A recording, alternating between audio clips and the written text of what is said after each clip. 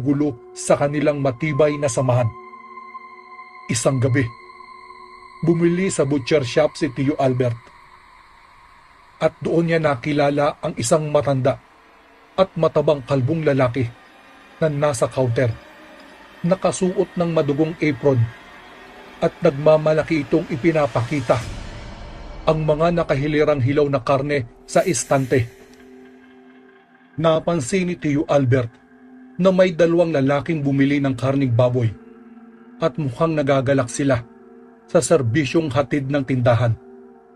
Napatingin siya sa may istante at nakita niyang mukhang sariwa at malinamnam ang mga nakatindang karne at nakakasigurado akong natutunaw iyon sa bibig. Hindi malaman ni Tio Albert ang kanyang naisipan at bumili siya ng 3 kilong karne ng baboy.